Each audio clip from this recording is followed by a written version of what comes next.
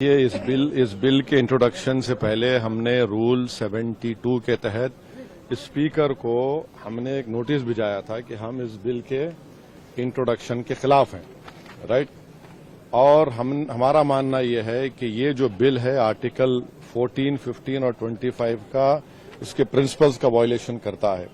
یہ بل basic structure جو سمویدھان کا اس کا وائلیشن کرتا ہے اور خاص طور سے جوڈیشل انڈیپینڈنس کا اور سپریشن آف پاورز کا ہی وائلیشن کرتا ہے۔ اب اس میں سب سے اہم بات یہ ہے کہ جو وقف بائی یوزر کا سیکشن 3RI ہے، اس کو یہ کہہ رہے ہیں کہ وقف بائی یوزر کو ہم نکال دیں گے۔ کیسے نکالیں گے؟ کیوں نکالیں گے آپ اس لیے نکالیں گے تاکہ آپ جتنے مسجدوں پر RSS کا دعویٰ ہے وہ چھیننا چاہ رہے آپ، جتنے درگاہوں پر رائٹ ونگ ہندوتو آرگنائزیشن کا دعویٰ ہے، جیسا اپنے ممبئی میں حاجی ملنگ کی درگاہ ہے، چھیننا چاہ رہے۔ وقف بائی یوزر کا آپ نکال کر بول رہے ہیں کہ ڈاکومنٹیشن لے کر 400 سال کا ڈاکومنٹیشن ریونیو سے نہیں نکلے گا تو کیا کریں گے آپ؟ دے دیں گے کیا؟ چینج کر دیں گے؟ یہ ایک سب سے بڑا ڈینجرس جو اس میں سیکشن ہے۔ دوسرا اس میں وقف الاولاد کا کلاس 4 کا ہے۔ دیکھیے بھارت میں جو قانون ہے نا وہ کسی کو روکتا نہیں ہے کہ وہ اپنی پراپرٹی کو ول کے ذریعے ڈسپوز کرے یا کسی کو گفٹ دے۔ تو وہی کوئی مسلمان اگر اپنی اولاد کے لیے آف کر رہا ہے تو ان کے پیٹ میں درد کیوں ہو رہا ہے؟ ہندو انڈومنٹ بورڈ میں اجازت ہے اس کی، سب جگہ دوسرے گردوارہ پربندھن کمیٹی میں اجازت ہے، تو مسلمانوں کے وقف بورڈ میں کیوں نہیں ہوگا؟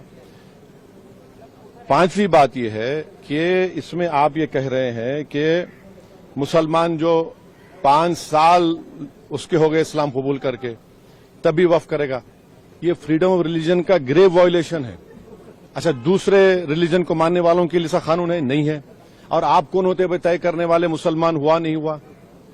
5 سال اس کو رکنا چاہیے تبھی جا کر، مانے آپ ویٹ کریں گے ہاں؟ اور یہ اور ایک اس میں جو بات جو آبجیکشنیبل ہے وہ یہ ہے کہ اگر کوئی سیکشن 61 میں آپ نے ڈی ایم کو بہت پاورز دے دیے، اب ڈی ایم کو فیصلہ کرتا ہے وقف بورڈ کے خلاف، مجھے ٹرائبونل جانا ہے۔ اب ٹرائبونل پہلے کیا تھا، ایک جج تھا، ڈسٹرکٹ جج سینئر CJ اپوائنٹ، اور 2 لوگ تھے۔ اب کہہ رہے ہیں کہ ٹرائبونل میں 2 لوگ ہوں گے، ریٹائرڈ ڈسٹرکٹ جج اور ایک آفیسر ہوگا، کیا ہوگا وہ جوائنٹ سیکرٹری رینک کا۔ کوئی جوائنٹ سیکرٹری رینک کا آفیسر بیٹھ کر ریٹائرڈ کلیکٹر کے خلاف آرڈر دے گا تو یہ خود اچھا اور ایک بات، کلیکٹر کیسے جج بنے گا؟ فیصلہ بھی وہی کرے گا، جج بھی وہی کرے گا، یہ پرنسپل نیچرل جسٹس کے خلاف ہے۔ تو اس میں کئی سیکشنز ہیں جو خطرناک ہے، کئی جو وقف بورڈ کے فیور میں نہیں ہے، وقف کو ختم کرنا چاہتے ہیں۔ تو سرکار کی دلیل یہ ہے کہ سب دلیل جھوٹی ہے۔ جو کہ وقف بورڈ ایک وہ جو بول رہے ہیں نا، وہ گاؤں ڈکلیئر کون کیا؟ وہ بتائیں دیش کو۔ وہ گاؤں ڈکلیئر اگر ہوا ہے تو وقف بورڈ پہ نہیں بولنے پہ نہیں ہوا ہے، اس لیے ہوا ہے کہ سروے کمشنر کی رپورٹ آئی، اس کے بعد گزٹ ایشو ہوا، اور گزٹ کے لیے 1 سال کا ٹائم مسلمانوں کے لیے، نان مسلم کے لیے کبھی بھی ٹائم ہے۔ آپ اس کو آبجیکٹ کریے نا۔ حیدرآباد میں بھی ایسے کے پراپرٹیز تھے جن کو گزٹ کے بعد بھی کورٹ نے اوور رول کیا۔ آپ مثالیں دے رہے ہیں، یہ سنیری باغ کی مسجد کا اگر ڈاکومنٹیشن لاؤ کہاں سے لائیں گے بتائیے؟ میرے پاس تو منتر شنتر نہیں ہے کہ 200 سال پرانے کے مرنے والوں کی روحوں کو بلا کر منتری جی کے پاس لے جاؤں کہ دیکھو یہ روح ہے اور یہ کہہ رہی کہ وقف ہے۔ یہ کیا بات کر رہے ہیں؟ تو یہ لیجسلیشن نہیں ہے، وقف کو بلڈوز کر کے ختم کرنے کا، مسلمان اجازت لوٹنے کا ہے۔